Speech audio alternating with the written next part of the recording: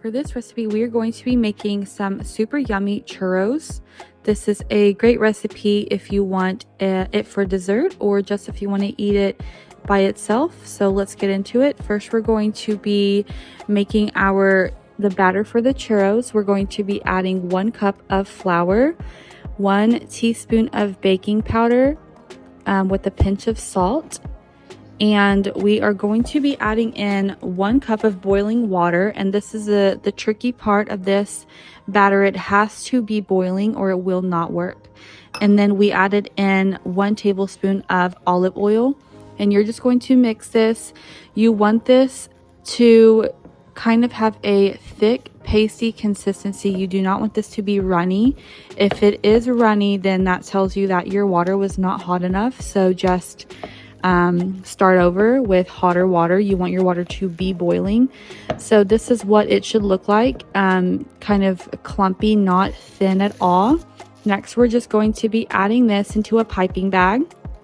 If you guys don't have a piping bag, a baggie will work just fine, but I would recommend for you to have this tip at the end of it. That's what gives us the nice shape of the churro.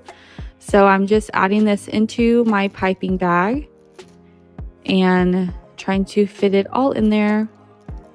And then you can tie the end of your bag if it's kind of full. You can tie the end or put a clamp around it so that it does not squeeze out the back whenever you're making these. Next, we're going to be putting these into our oil. Now this oil is preheated, so it is already hot. You want to make sure that your oil is not hot enough or it will not work. And as you pipe these churros out, we're just going to cut them with scissors like you see me doing. This is the easiest way. They don't just come out and separate on their own because this batter is so thick. So we're just cutting them with some scissors. But of course, make sure your scissors are clean. So you don't want to put too many in at the same time. You want to make sure that they all have space to cook. We're going to flip these midway. So here I flip them and this is what they should look like, a nice golden color on one side. And we're just adding in a few more. You don't want to overcook them. So you want to make sure that the color stays a nice golden brown. And once they have reached this color, we're going to be taking those out. And you're just going to place this onto a paper towel so that it can absorb the grease while it sits there and cools off. We're just going to be adding in more to our oil and cooking them until they are this nice golden brown.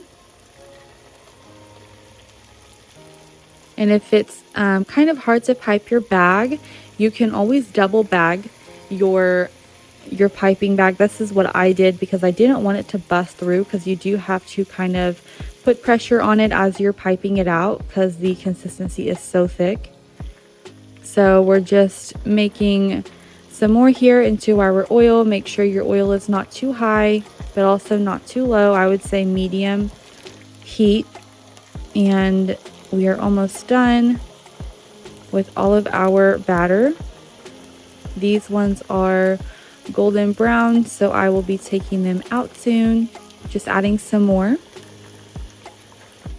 And this one, these 3 on the left are done. And you guys can make them however long or however short you want them. Mine have all different lengths, as you can see. So I didn't really care how long mine were, but if you guys have a preference, you can make them shorter or longer. Whoop, that one fell to the side. So we're just putting this all on a paper towel. Meanwhile, we are going to be mixing our sugar. This is the coating that's going to go on the churros. I have 1/4 cup of sugar and 2 teaspoons of ground cinnamon. And I'm just going to be putting this mixture onto a flat surface so that way I can roll the churros in it and it will just make it easier.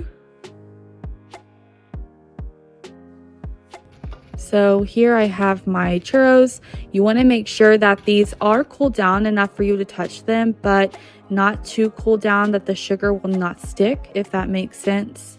So we're just going to Make sure that these are pretty well coated. You don't want too much sugar on them, but enough that, you know, it does give you that sweet flavor. So I'm just done with this one. Going to continue to do this on all of my churros.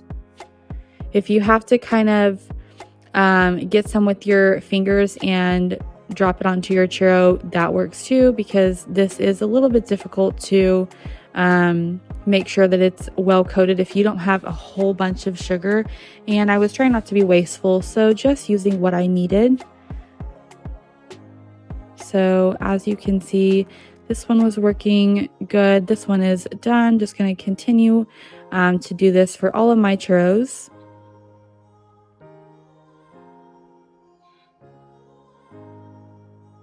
And once you guys have all of your churros coated in this sugar cinnamon mixture, I just have all of mine on a plate here. And we are going to be pairing it with some chocolate sauce. You guys can pair it with whatever you want, but I just have some chocolate sauce. You can make it with chocolate syrup or real chocolate. I made mine with Nutella actually. I just had some Nutella and I microwaved it, and I added in a little bit of heavy whipping cream just to give it a creamy consistency.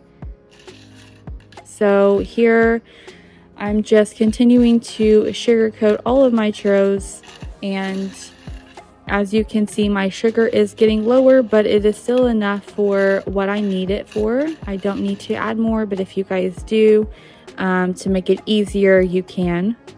So finally, all of my churros are coated. I'm just sprinkling on a little bit more sugar over the top that I had left over. And this is what they will look like whenever they are done. They smelled so good. And like I said, I am just going to add in my chocolate sauce here.